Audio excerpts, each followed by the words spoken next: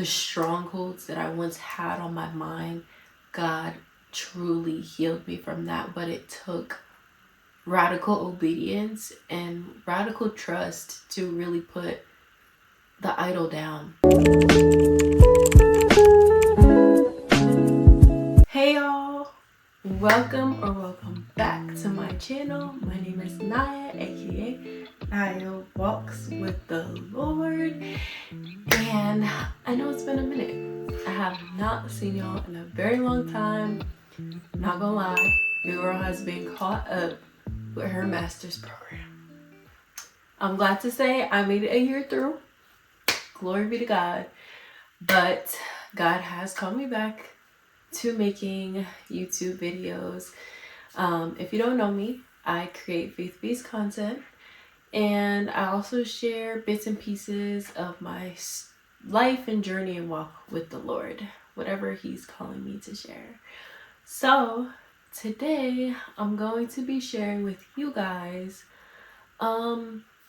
basically a part 2 of my testimony.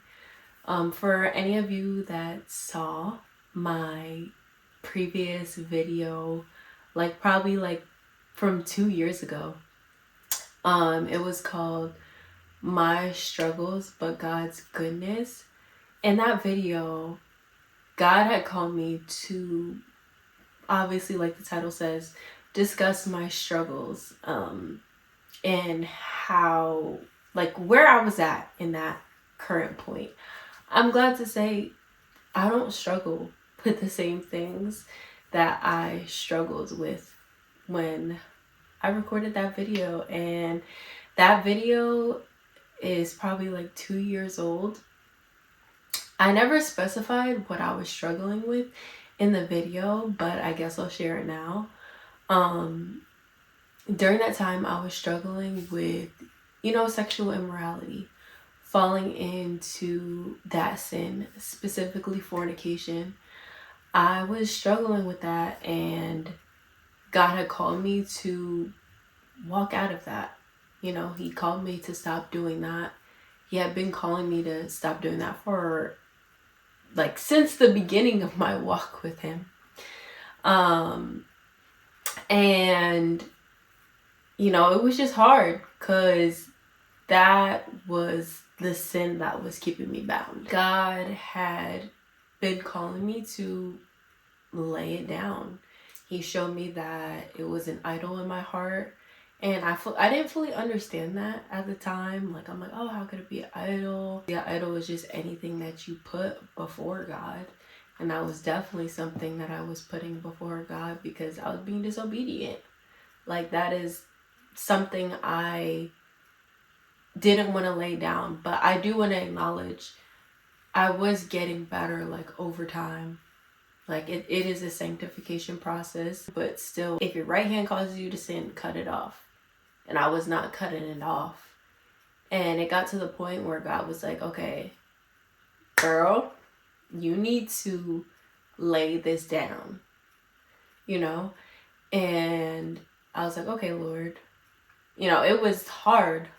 It was hard, I'm going to be honest. It took a breakup in order for that to happen. But,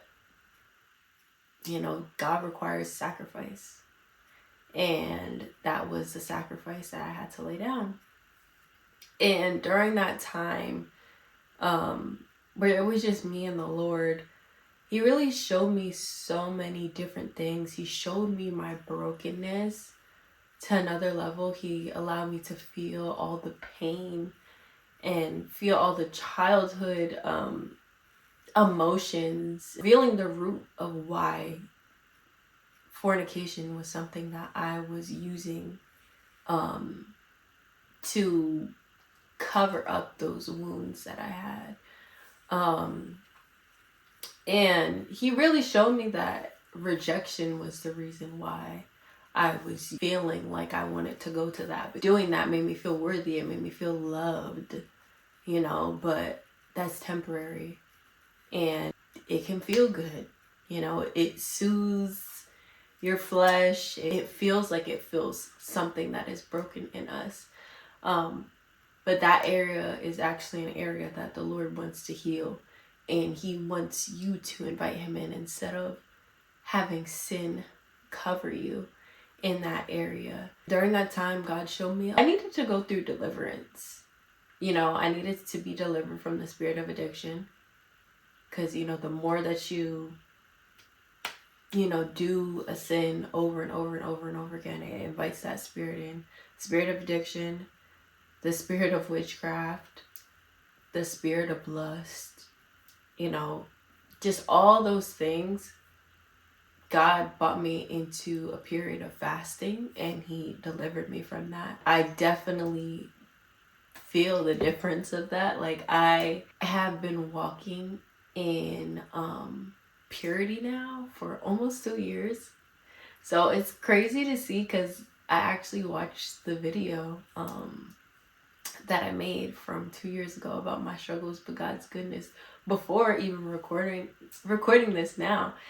And it's just crazy to see how God has been so faithful in, really helping me and getting out of the sin cycle that I was in. And just how he's even carried me to be celibate for almost 2 years. God has done a 360 in my life. Like, I'm not the girl that I once was. I don't think the same that I used to. I don't think in the context of, oh, is this person gonna reject me? I'm scared because of this. I'm scared because of that. Like, all the strongholds that I once had on my mind, God truly healed me from that. But it took radical obedience and radical trust to really put the idol down. A lot of the times we use vices and stuff and idols essentially as a crutch for the things that are really deep down, for the pain, for the hurt, whatever that is, the stresses of life. We go to that instead of going to the Lord. But the Lord is the one that we truly need. The Lord is the one that can heal that area. So it's important to lay those things down at his feet, because he truly can deliver you. And I definitely experienced full healing, full wholeness. And I know that's something that I would not have experienced if I had not laid down what God was calling me to lay down. It's so worth it. It's so worth it. It comes with true freedom. And now I could say, like, I'm really walking in freedom, because God has not called us to be chained to sin. Actually it's the opposite. His word says, well, Jesus says, go and sin no more. But I do believe it takes deliverance, but also reinforcing that deliverance, spiritual discipline, in order to remain in that place, to walk blameless before the Lord. Because I wouldn't have been able to, and I still won't be able to, walk in purity without the Lord. It's literally the Lord's grace and his strength for me to walk this way, and his boundaries. Because after you're delivered, you can't just go back to doing the same thing that you used to. You can't just go to the same places that you used to be at. It takes transformation, And God also says, like, for anybody who be in Christ is a new creation.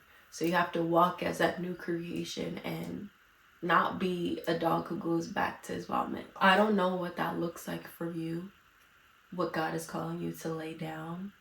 I know it could be hard, because it was not easy for me. It came with a lot of tears, a lot of pain, and walking through that pain, but knowing that God sees me in the pain, that he's El Roy, that he will walk you through that pain as well, and that you're not alone. He has compassion on our suffering, and he loves us. He loves us enough to heal us. Like the man who was paralyzed and by the pool, and Jesus told him, he's like, do you want to be healed? it comes to a point where you're at a crossroads with the Lord when he's asking you to lay that thing down. It's like, do you want to be healed? Do you really want to be whole? I hope this helps somebody. I hope this blesses somebody. And yeah, I hope to see you guys in the next video.